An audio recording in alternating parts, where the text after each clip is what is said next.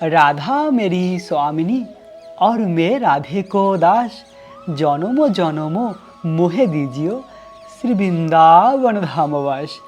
রাধে রাধে। আজ হলো পবিত্র সফলা একাদশী। সফলা একাদশীর পবিত্র দিনে আমরা ভগবান শ্রীকৃষ্ণের নিত্যধাম বৃন্দাবন ধামকে দর্শন করতে করতে সফলা একাদশীর মাহাত্ম্য কথা শ্রবণ করব। অপার মহিমা রয়েছে এই সফলা একাদশীর। এই সফলা একাদশী ভগবান শ্রীকৃষ্ণের অতি প্রিয়, তাই এই ব্রত পালন করার মাধ্যমে ভগবানকে প্রসন্ন করা যায়। তাই একাদশীর দিন ভগবানের মহিমা কথা, ভগবানের নিত্যধাম বৃন্দাবন ধামকে দর্শন, ভগবানের লীলাকথা শ্রবণ, এভাবে কৃষ্ণ ভাবনামিত হয়ে একাদশীর পুরো দিন অতিবাহিত করা উচিত। একাদশীর পবিত্র ব্রতের মাধ্যমে আমরা ভগবানকে প্রসন্ন করতে পারি। একাদশীর ব্রত অতি পবিত্র, তাই তো বলা হয় মাধব তিথি ভকতির জননী যতনে পালন করি। এই মাধব তিথি একাদশীর ব্রত যত্ন সহকারে পালন করা উচিত। এর মাধ্যমে অনন্য প্রেমভক্তি লাভ করা যায়। এখন আমরা সফলা একাদশীর মাহাত্ম্য কথা শ্রবণ করব। প্রিয় ভক্ত, এই কথাগুলি মন দিয়ে শ্রবণ করুন। ভগবান শ্রীকৃষ্ণের এই নিত্যধাম বৃন্দাবন ধামকে দর্শন করতে করতে ভক্তি সহকারে আমরা সফলা একাদশীর মাহাত্ম্য কথা শ্রবণ করব। পৌষ মাসের কৃষ্ণপক্ষের একাদশীর নাম সফলা। ব্রহ্মাণ্ড পুরাণে যুধিষ্ঠির শ্রীকৃষ্ণের সংবাদে এই তিথির মাহাত্ম্য বর্ণিত হয়েছে। যুধিষ্ঠির মহারাজ বললেন, হে প্রভু, পৌষ মাসের কৃষ্ণপক্ষীয় একাদশীর নাম কি? বিধি এবং পূজ্য দেবতার বিষয় আমার কৌতূহল নিবারণ করুন।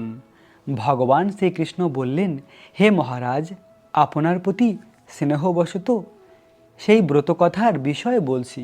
এই ব্রত আমাকে যেরকম সন্তুষ্ট করে, বহু দান দক্ষিণাযুক্ত যজ্ঞ আদির দ্বারা আমি সেরকম সন্তুষ্ট হই না।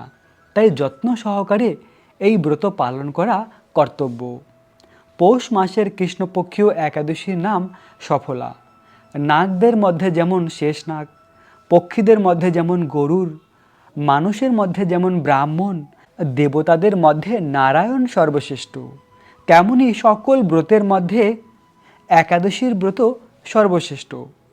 হে মহারাজ, যারা এই ব্রত পালন করেন তারা আমার অত্যন্ত প্রিয়। তাদের এ জগতে ধন লাভ ও পরজগতে মুক্তি লাভ হয়। হাজার হাজার বছর তপস্যার ফলে যে ফল প্রাপ্ত হওয়া যায়, একমাত্র সফলা একাদশীতে রাত্রি জাগরণ করলে সেই ফল অনায়াসে প্রাপ্ত হওয়া যায়। মহিষ্মতি নামে এক রাজা প্রসিদ্ধ চম্পাবতী নগরে বাস করতেন। রাজার 4 জন পুত্র ছিল, কিন্তু তার জ্যেষ্ঠ পুত্র লুম্ভুক সর্বদা পরস্ত্রী গমন, মদ্যপান প্রভৃতি অসৎ কার্যে রত ছিল। সে সর্বক্ষণ ব্রাহ্মণ, বৈষ্ণব ও দেবতাদের নিন্দা করত। পুত্রের এই আচরণে ক্ষুব্ধ হয়ে রাজা তাকে রাজ্য থেকে বার করে দিলেন। স্ত্রী, পুত্র, পিতা মাতা, আত্মীয় স্বজন পরিত্যক্ত হয়ে সে এক গভীর বনে প্রবেশ করলেন। সেখানে কখনো জীব হত্যা, আবার কখনো চুরি করে জীবন ধারণ করতে লাগলো। কিছুদিন পর একদিন সে নগরের প্রহরীদের কাছে ধরা পড়ল, কিন্তু রাজপুত্র বলে সেই অপরাধ থেকে সে মুক্তি পেল। পুনরায় সে বনে ফিরে গিয়ে জীব হত্যা ও ফলমূল আহার করে দিন যাপন করতে লাগলো। ওই বনে বহু বছরের পুরানো একটি বিশাল অশ্বত্থ বৃক্ষ ছিল। সেখানে ভগবান শ্রী বাসুদেব বিরাজমান বলে সেই বৃক্ষটি দেবত্ব প্রাপ্ত হয়েছে। সেই বৃক্ষতলে পাপ বুদ্ধি লুম্ভক বাস করত। বহুদিন পর তার পূর্বজন্মের কোনো পুণ্যের ফলে সে পৌষ মাসের দশমীর দিনে কেবল ফল আহার করে দিন অতিবাহিত করল। কিন্তু রাত্রিতে অসহ্য শীতের প্রকোপে সে মৃতপ্রায় হয়ে রাত্রি যাপন করল। পরের দিন সূর্যোদয় হলে সে অচেতন হয়ে পড়ে রইল। দুপুরের দিকে তার চেতন ফিরল। ক্ষুধা নিবারণের জন্য সে অতি কষ্টে কিছু ফল সংগ্রহ করল। এরপর সেই বৃক্ষতলে এসে পুনরায় বিশ্রাম করতে থাকলো। রাত্রিতে খাদ্য অভাবে সে ক্রমশ দুর্বল হয়ে পড়ল। সে প্রাণ রক্ষার্থে ঈশ্বরের উদ্দেশ্যে ফলগুলি নিয়ে, হে ভগবান, আমার কি গতি হবে, এই বলে অশ্রুপাত করতে করতে সেই বৃক্ষতলে, হে লক্ষ্মীপতি নারায়ণ, আপনি প্রসন্ন হন, এই বলে আর নিবেদন করল সেই ফলগুলি। এইভাবে সে অনাহারে ও অনিদ্রায় সেই রাত্রি যাপন করল। ভগবান নারায়ণ সেই পাপী লুম্ভকের রাত্রি জাগরণকে একাদশীর জাগরণ বলে এবং ফল অর্পণকে পূজা বলে গ্রহণ করলেন। এইভাবে অজ্ঞাতসারে লম্ভুকের সফলা একাদশীর ব্রত পালন হয়ে গেল। প্রাতকালে আকাশে দৈববাণী হলো, হে পুত্র, তুমি সফলা ব্রতের পুণ্যের প্রভাবে রাজ্য প্রাপ্ত হবে। সেই দিব্য বাণী শোনা মাত্রই লুম্ভক দিব্য রূপ লাভ করল। তারপর পাপ বুদ্ধি দূর হলো, সে পুনরায় নিষ্কণ্ঠক রাজ্য লাভ করল। স্ত্রী পুত্র সহ কিছুকাল রাজ্যসুখ ভোগ করার পরে পুত্রের উপরে রাজ্যের ভার দিয়ে সে সন্ন্যাস আশ্রম গ্রহণ করলেন। অবশেষে মৃত্যুকালে সে অশোক অভয় ভগবানের কাছে ফিরে গেলেন। হে মহারাজ, এভাবে সফলা একাদশী যিনি পালন করেন তিনি জাগতিক সুখ ও পরে মুক্তি লাভ করেন। এই ব্রতে যারা শ্রদ্ধাশীল তারাই ধন্য, তাদের জন্ম সার্থক, এতে কোনো সন্দেহ নেই। এই ব্রতকথা পাঠ ও শ্রবণে মানুষের রাস সোহমের যজ্ঞের ফল প্রাপ্ত হয়। এরকম অপার মহিমা রয়েছে সফলা একাদশীর। সফলা একাদশীর ব্রত পালন করার মাধ্যমে এই জগতে ধন সম্পত্তি লাভ করা যায় এবং মৃত্যুর পরে ভগবানকে প্রাপ্ত করা যায়, ভগবানের দিব্য ধাম লাভ করা যায় এই একাদশীর ব্রত পালন করার মাধ্যমে। এবং এই একাদশীর ব্রত আমাদের নির্মল করে দেয়, পবিত্র করে দেয়। একাদশীর ব্রত নিষ্ঠা সহকারে পালন করা উচিত। একাদশীর দিন সকল প্রকার রবিশস্য বর্জনীয়। একাদশীর দিন হলো তপস্যার দিন। এই দিন তপস্যা করে ভগবানকে প্রসন্ন করতে হয়, আমাদের সমস্ত ইন্দ্রিয়কে সংযম করতে হয়। তাই তো একাদশীর দিন শুধুমাত্র ফল আর জল আহার করে একাদশীর ব্রত পালন করা উচিত। এভাবে একাদশীর পুরো দিন কৃষ্ণ ভাবনামৃত হয়ে অতিবাহিত করা উচিত। একাদশীর মহিমা কথা শ্রবণ করা উচিত। ভগবানের নাম সংকীর্তন করে পুরো দিন কৃষ্ণ ভাবনামৃত হয়ে অতিবাহিত করা উচিত। একাদশীর পরের দিন নির্দিষ্ট সময় পালন করে একাদশীর ব্রতকে সম্পূর্ণ করুন। এই ভিডিওর শেষের দিকে আমরা পালনের সময়সীমাও প্রদান করব। প্রিয় ভক্ত, প্রতিটি একাদশীর দিন আমরা ভগবান শ্রীকৃষ্ণের নিত্যধাম বৃন্দাবন ধামকে দর্শন করতে করতে রাধাকৃষ্ণের অমৃতময় লীলাকথা শ্রবণ করি। আজও আমরা কিছু মধুর লীলাকথা শ্রবণ করব। ভগবান শ্রীকৃষ্ণের রাধারানীর সঙ্গে বৃন্দাবনের অনেক মধুর লীলা রয়েছে, যে লীলাকথা আমাদের জীবনের একমাত্র আনন্দ দান করতে পারে। কৃষ্ণ রাধারানীর কাছ থেকে একবার ভিক্ষা গ্রহণ করেছিলেন একটি লীলার ছলে। সেই মধুর লীলা আমরা এখন শ্রবণ করব। একবার এক সময় রাধারানী কৃষ্ণের সঙ্গে খুব মান করলেন। কৃষ্ণ রাধারানীর মান ভাঙানোর জন্য কিছু উপায় বের করলেন। রাধারানীর সাথে বিরহ হেতু কৃষ্ণ ক্রমশই অধৈর্য হয়ে পড়েছিলেন ও তার সাথে সাক্ষাৎ করার জন্য অত্যন্ত ব্যাকুল হয়ে উঠেছিলেন। তিনি এই সমস্যার সমাধান খুঁজে বের করার জন্য বিশাখা দেবীর সঙ্গে পরামর্শ করলেন। বিশাখা দেবী কৃষ্ণকে পরামর্শ দিলেন তাকে একজন ব্রাহ্মণ বালকের ছদ্মবেশ নিতে হবে, তারপর রাধারানীর কাছে যেতে হবে ভিক্ষা চাইতে। সেই অনুসারে কৃষ্ণ একজন ব্রাহ্মণ বালকের বেশ ধারণ করলেন। তো ব্রাহ্মণের যেরকম রূপ ঠিক তেমনই ব্রাহ্মণের রূপ ধারণ করে কৃষ্ণ রাধারানীর কাছে গিয়েছিলেন। তো কৃষ্ণের হাতের কাছে ছিল একটি দণ্ড আর অন্য হাতে ছিল ভিক্ষাপাত্র এবং তার হাতের নিচে ছিল একটি গ্রন্থ। এরকম বেশে কৃষ্ণ যাবট গ্রামে জটিলার গৃহে পৌঁছালেন। কৃষ্ণ যখন জটিলার গৃহে ভিক্ষাপাত্র হাতে নিয়ে উপনীত হয়েছিলেন তখন ছিল প্রভাতকাল। জটিলা বা কুটিলা কেউই তখন স্নান করেনি, তারা তখন গোবর দিয়ে ঘুঁটি তৈরি করছিলেন। ভিক্ষা দেবার মতন যথেষ্ট পরিচ্ছন্ন অবস্থা তাদের ছিল না। সুতরাং জটিলা রাধারানীকে ডাকলেন সেই তরুণ ব্রাহ্মণকে ভিক্ষা দেওয়ার জন্য। কিন্তু রাধারানী তার প্রতি অভিমন্যুর ব্যতীত অপর কোনো পুরুষের সামনে যেতে স্বীকার করলেন না। ভিক্ষা পেতে দেরি হচ্ছিল, সেজন্য তরুণ ব্রহ্মচারী ভিখারি বেশে কৃষ্ণ ও জটিলাকে বললেন, হে মাতা, আমার পক্ষে খুব বিলম্ব হয়ে যাচ্ছে।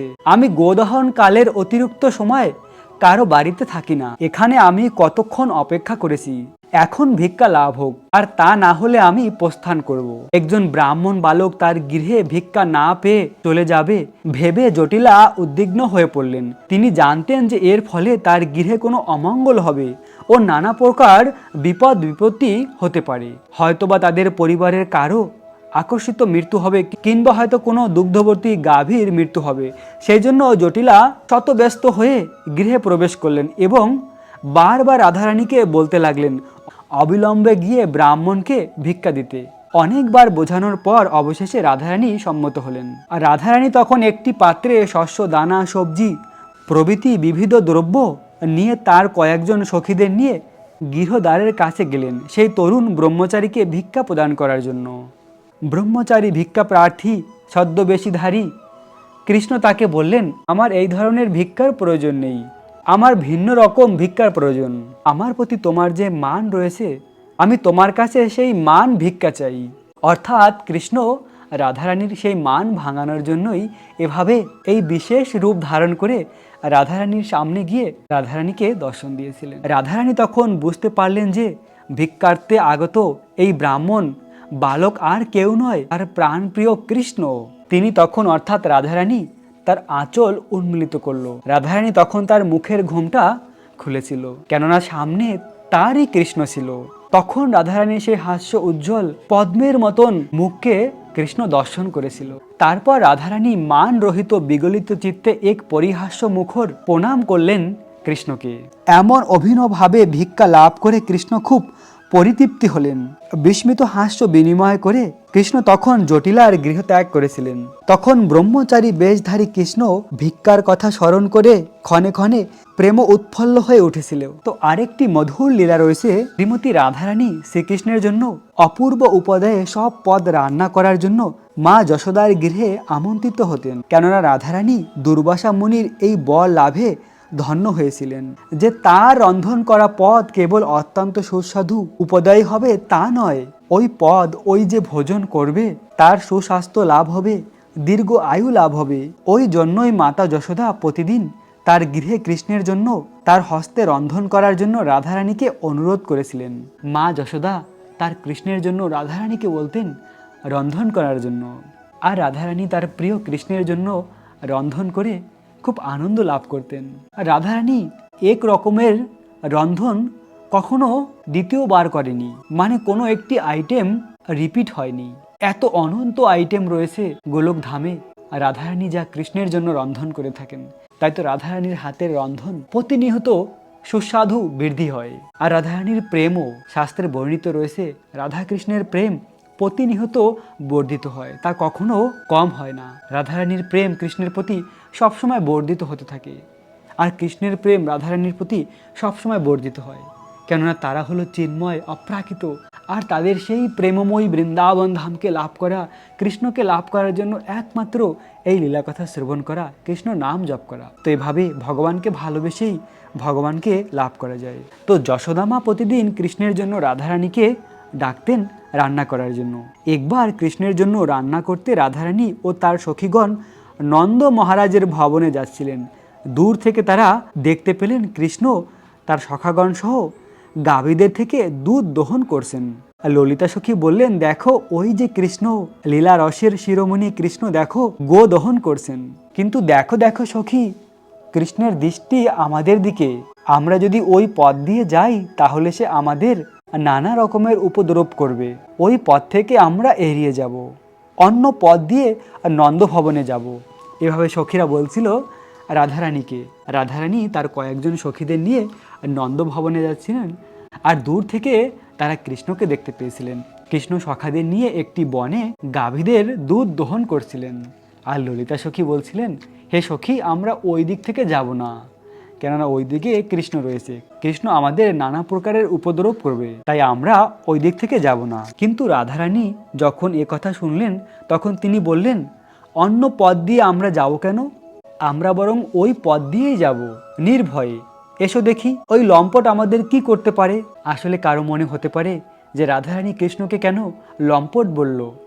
আসলে রাধারানী হলো কৃষ্ণের সঙ্গে অভিন্ন, তারা এক আত্মা, দুটি রূপ ধারণ করে লীলা বিলাস করার জন্য। তো রাধারানী আর গোপিকারা কৃষ্ণকে অনেক সময় অনেক রকমের কিছু বলতো, কখনো লম্পট বলতো। এই যে কৃষ্ণকে এইভাবে বলায়, ওটা তারা হৃদয় থেকে বলতো না, তারা উপর থেকে বলতো। হৃদয় থেকে তাদের প্রাণ ছিল কৃষ্ণ, কেননা তারা একদিনও কৃষ্ণকে দর্শন না করে থাকতে পারতো না। তাদের প্রাণ ধারণ করতে পারতো না কৃষ্ণকে দর্শন না করে। আর তাছাড়াও কৃষ্ণ বলেছে যে বেদ স্তুতি হইতে হারায় মোর মন, অর্থাৎ ব্রজ গোপিকারা যে কৃষ্ণকে শাসন করে লম্পট বলে বা যাই কিছু তাকে শাসন করে, তা কৃষ্ণের কাছে বেদের স্তুতি থেকে আরও বেশি আনন্দদায়ক। ব্রাহ্মণরা বেদের মাধ্যমে যে ভগবানের স্তুতি করে, ওই স্তুতি থেকে আরও বেশি আনন্দ লাভ করে যখন ব্রজ গোপিকারা কৃষ্ণকে এভাবে ভর্ৎসনা করে লম্পট বলে। কৃষ্ণের কাছে সেটা আরও বেশি আনন্দ। কেন? কৃষ্ণ ভালো করে জানে, কৃষ্ণ সকলের অন্তর্যামী পরমাত্মা। তিনি জানেন যে এই গোপিকারা 24 ঘন্টা শুধু তার কথাই চিন্তা করে। তাদের জীবনে নিজেদের সুখ বলতে কিছু নেই। গোপিকাদের জীবনের সব কিছু কৃষ্ণের জন্য, সম্পূর্ণ সমর্পিত কৃষ্ণের প্রতি। তাই তো তারা যদি কখনো কৃষ্ণকে যাই কিছু বলুক না কেন, তাদেরই কৃষ্ণ, তাদেরই প্রাণধন কৃষ্ণ। তাই কৃষ্ণ তাতে আরও বেশি আনন্দ পায়। এইভাবে কথা বলতে বলতে রাধারানী ও তার সখীগণ কৃষ্ণ যেখানে গো দহন করছিলেন সেই দিকেই চলছে। কৃষ্ণের নিকট দিয়ে রাধারানী ও তার সখীগণকে যেতে দেখে তখন রাধারানী একেবারেই তার পাশে চলে গেলেন। চপল কৃষ্ণ গাভীর বাট তার দিকে এমনভাবে ধরে দহন করলেন যে রাধারানীর বসন দুগ্ধ সিগ্ধ হলো। অর্থাৎ গাভীদের দুধ দহন করার সময় ওই গাভীর বাট রাধারানীর কাপড়ের দিকে করেছিল, অর্থাৎ ওই দুধ গিয়ে রাধারানীর কাপড়ে পড়ে রাধারানী পুরা দুধের দ্বারা অভিষিক্ত হয়েছিল। রাধারানীর পুরো কাপড় গাভীর দুধে ভিজে গিয়েছিল। এটা কৃষ্ণ ইচ্ছা করেই করেছিল, আনন্দ লাভ করার জন্য। লীলা চপল কৃষ্ণ এই বিস্মিত আনন্দ কৃষ্ণের সখাগণ ও রাধারানী সখীগণ আনন্দে উদ্দোলিত হয়ে উঠল। অর্থাৎ তখন সেই সময় সকল সখারা এবং রাধারানীর সখীরা সকলে অপ্রাকৃত আনন্দ লাভ করেছিল।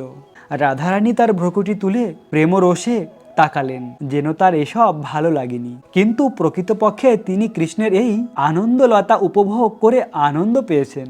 যদিও রাধারানী তখন কৃষ্ণর দিকে রাগান্বিত চোখে তাকিয়েছিলেন, কিন্তু হৃদয় থেকে রাধারানী খুব আনন্দ পেয়েছেন।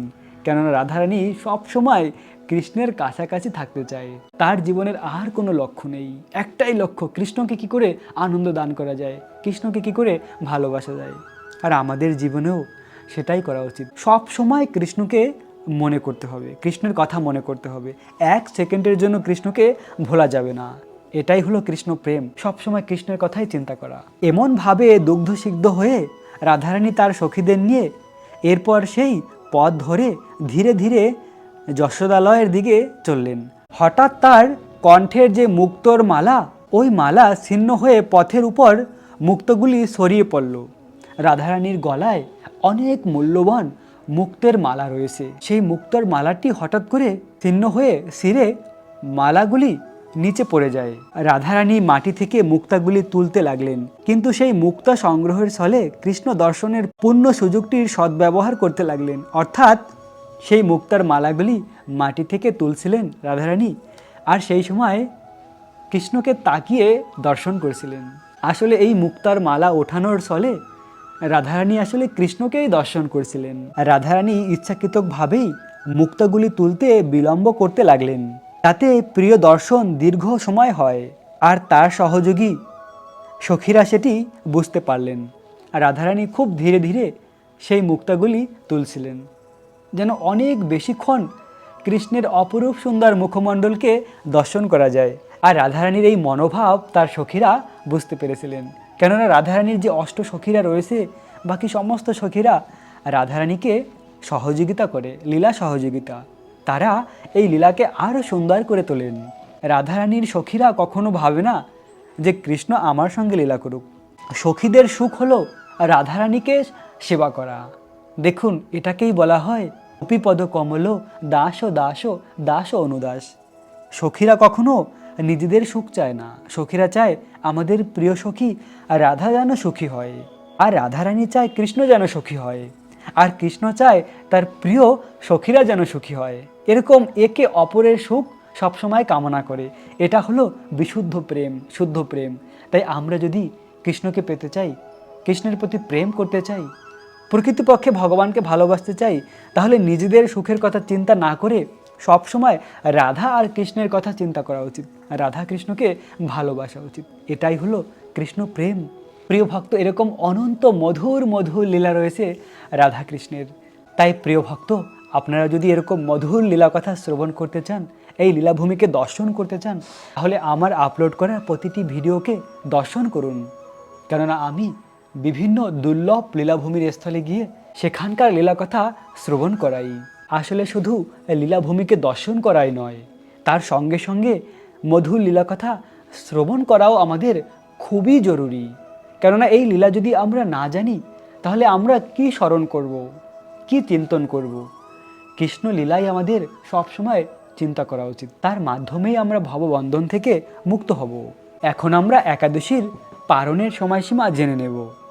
পশ্চিমবঙ্গের পারণের সময় সকাল 6টা 19 থেকে 9টা 45-এর মধ্যে, দিল্লির পারণের সময় সকাল 7টা 7 থেকে 10টা 33-এর মধ্যে, বৃন্দাবনের পারণের সময় সকাল 7টা 3 থেকে 10টা 31-এর মধ্যে, উত্তরপ্রদেশের পারণের সময় সকাল 6টা 50 থেকে 10টা 18-এর মধ্যে, মুম্বাই মহারাষ্ট্রের পারণের সময় সকাল 7টা 4 থেকে 10টা 44-এর মধ্যে, পুনে মহারাষ্ট্রের পারণের সময় সকাল 7টা থেকে 10টা 40-এর মধ্যে, নাগপুর মহারাষ্ট্রের পারণের সময় সকাল 6টা 44 থেকে 10টা 21-এর মধ্যে, চেন্নাই তামিলনাড়ুর পারণের সময় সকাল 6টা 24 থেকে 10টা 11-এর মধ্যে, ভুবনেশ্বর উড়িষ্যার পারণের সময় সকাল 6টা 15 থেকে 9টা 53-এর মধ্যে, ঝাড়খণ্ডের পারণের সময় সকাল 6টা 23 থেকে 9টা 57-এর মধ্যে, বিহারের পারণের সময় সকাল 6টা 26 থেকে 9টা 57-এর মধ্যে, ছত্তিশগড়ের পারণের সময় সকাল 6টা 33 থেকে 10টা 9-এর মধ্যে, শিলং মেঘালয়ের পারণের সময় সকাল 6টা 2 থেকে 9টা 33-এর মধ্যে, গুয়াহাটি আসামের পারণের সময় সকাল 6টা 3 থেকে 9টা 34-এর মধ্যে, আগরতলা ত্রিপুরার পারণের সময় সকাল 6টা থেকে 9টা 34-এর মধ্যে, আর মিজোরামের পারণের সময় সকাল 5টা 52 থেকে 9টা 26-এর মধ্যে, মণিপুরের পারণের সময় সকাল 5টা 42 থেকে 9টা 24-এর মধ্যে, নাগাল্যান্ডের পারণের সময় সকাল 5টা 52 থেকে 9টা 22-এর মধ্যে, অরুণাচল প্রদেশের পারণের সময় সকাল 6টা থেকে 9টা 28-এর মধ্যে, সিকিমের পারণের সময় সকাল 6টা 20 থেকে 9টা 48-এর মধ্যে, উত্তরাখণ্ডের পারণের সময় সকাল 7টা 3 থেকে 10টা 27-এর মধ্যে, হিমাচল প্রদেশের পারণের সময় সকাল 7টা 14 থেকে 10টা 35-এর মধ্যে, পাঞ্জাবের পারণের সময় সকাল 7টা 19 থেকে 10টা 42-এর মধ্যে, হরিয়ানার পারণের সময় সকাল 7টা 12 থেকে 10টা 37-এর মধ্যে, রাজস্থানের পারণের সময় সকাল 7টা 15 থেকে 10টা 45-এর মধ্যে, গুজরাটের পারণের সময় সকাল 7টা 16 থেকে 10টা 51-এর মধ্যে, মধ্যপ্রদেশের পারণের সময় সকাল 6টা 51 থেকে 10টা 25-এর মধ্যে, হায়দ্রাবাদ তেলেঙ্গানার পারণের সময় সকাল 6টা 39 থেকে 10টা 21-এর মধ্যে, বিশাখাপত্তনম অন্ধ্রপ্রদেশের পারণের সময় সকাল 6টা 20 থেকে 10টা 2-এর মধ্যে, গোয়ার পারণের সময় সকাল 6টা 53 থেকে 10টা 37-এর মধ্যে, কেরালার পারণের সময় সকাল 6টা 34 থেকে 10টা 24-এর মধ্যে, জম্মু কাশ্মীরের পারণের সময় সকাল 7টা 25 থেকে 10টা 44-এর মধ্যে, আন্দামান নিকোবরের পারণের সময় সকাল 5টা 32 থেকে 9টা 20-এর মধ্যে, বাংলাদেশের পারণের সময় সকাল 6টা 42 থেকে 10টা 1-এর মধ্যে, আর নেপালের পারণের সময় সকাল 6টা 47 থেকে 10টা 15-এর মধ্যে, ভুটানের পারণের সময় সকাল 6টা 45 থেকে 10টা 13-এর মধ্যে, শ্রীলঙ্কার পারণের সময় সকাল 6টা 14 থেকে 10টা 9-এর মধ্যে, মালদ্বীপের পারণের সময় সকাল 6টা 15 থেকে 10টা 3-এর মধ্যে, মায়ানমারের পারণের সময় সকাল 6টা 33 থেকে 10টা 12-এর মধ্যে, পাকিস্তানের পারণের সময় সকাল 7টা 5 থেকে 10টা 24-এর মধ্যে, মালয়েশিয়ার পারণের সময় সকাল 7টা 10 থেকে 11টা 9-এর মধ্যে, সিঙ্গাপুরের পারণের সময় সকাল 6টা 58 থেকে 10টা 59-এর মধ্যে, ইন্দোনেশিয়ার পারণের সময় সকাল 5টা 33 থেকে 9টা 43-এর মধ্যে, থাইল্যান্ডের পারণের সময় সকাল 6টা 34 থেকে 10টা 20-এর মধ্যে, কলম্বিয়ার পারণের সময় সকাল 6টা 12 থেকে 10টা 1-এর মধ্যে, ভিয়েতনামের পারণের সময় সকাল 6টা 26 থেকে 10টা 3-এর মধ্যে, অস্ট্রেলিয়ার পারণের সময় সকাল 9টা 31 থেকে 10টা 33-এর মধ্যে, নিউজিল্যান্ডের পারণের সময় সকাল 5টা 42 থেকে 7টা 29-এর মধ্যে, দুবাই আবুধাবির পারণের সময় সকাল 7টা থেকে 10টা 28-এর মধ্যে, সৌদি আরবের পারণের সময় সকাল 6টা 30 থেকে 10টা 2-এর মধ্যে, বাহরাইনের পারণের সময় সকাল 6টা 18 থেকে 9টা 48-এর মধ্যে, কুয়েতের পারণের সময় সকাল 6টা 35 থেকে 10টার মধ্যে, কাতারের পারণের সময় সকাল 6টা 12 থেকে 9টা 43-এর মধ্যে, ওমানের পারণের সময় সকাল 6টা 41 থেকে 10টা 15-এর মধ্যে, জর্ডানের পারণের সময় সকাল 6টা 29 থেকে 9টা 51-এর মধ্যে, জাপানের পারণের সময় সকাল 7টা 31 থেকে 9টা 49-এর মধ্যে, দক্ষিণ কোরিয়ার পারণের সময় সকাল 7টা 40 থেকে 10টা 51-এর মধ্যে, বেলজিয়াম চীনের পারণের সময় সকাল 7টা 29 থেকে 10টা 37-এর মধ্যে, হংকংয়ের পারণের সময় সকাল 6টা 55 থেকে 10টা 31-এর মধ্যে, সুইজারল্যান্ডের পারণের সময় সকাল 8টা 39 থেকে 10:42 মধ্যে। ডেনমার্কের পালনের সময় সকাল 8:33 থেকে 10:54 মধ্যে। ইউক্রেনের পালনের সময় সকাল 7:52 থেকে 10:33 মধ্যে। গ্রিসের পালনের সময় সকাল 7:34 থেকে 10:45 মধ্যে। রোমানিয়ার পালনের সময় সকাল 7:45 থেকে 10:42 মধ্যে। পোল্যান্ডের পালনের সময় সকাল 7:39 থেকে 10:14 মধ্যে। জার্মানির পালনের সময় সকাল 8:11 থেকে 10:45 মধ্যে। ফ্রান্সের পালনের সময় সকাল 8:38 থেকে 11:23 মধ্যে। নেদারল্যান্ডের পালনের সময় সকাল 7:45 থেকে 11:19 মধ্যে। স্পেনের পালনের সময় সকাল 8:31 থেকে 11:37 মধ্যে। পর্তুগালের পালনের সময় সকাল 7:48 থেকে 10:57 মধ্যে। লন্ডনের পালনের সময় সকাল 8টা থেকে 10:37 মধ্যে। আয়ারল্যান্ডের পালনের সময় সকাল 8:34 থেকে 11:05 মধ্যে। সাউথ আফ্রিকার পালনের সময় সকাল 7:49 থেকে 9:30 মধ্যে। মরিশাসের পালনের সময় সকাল 5:25 থেকে 9:52 মধ্যে। নিউ ইয়র্ক যুক্তরাষ্ট্রের পালনের সময় সকাল 7:13 থেকে 10:19 মধ্যে। নিউ জার্সি যুক্তরাষ্ট্রের পালনের সময় সকাল 7:14 থেকে 10:20 মধ্যে। ওয়াশিংটন ডিসির পালনের সময় সকাল 7:20 থেকে 10:29 মধ্যে। নর্থ ক্যারোলিনার পালনের সময় সকাল 7:22 থেকে 10:38 মধ্যে। জর্জিয়া যুক্তরাষ্ট্রের পালনের সময় সকাল 7:29 থেকে 10:49 মধ্যে। এই ছিল পৃথিবীর অনেক স্থানের পালনের সময়সীমা। প্রিয় ভক্ত, এই সময় মতন পালন করে একাদশীর ব্রতকে সম্পূর্ণ করুন। আপনাদের সকলকে সফলা একাদশীর অনেক অনেক শুভেচ্ছা, অভিনন্দন। রাখবেন নিজেদের অনেক অনেক যত্ন, থাকবেন কৃষ্ণ ভাবনাময়। রাধে রাধে।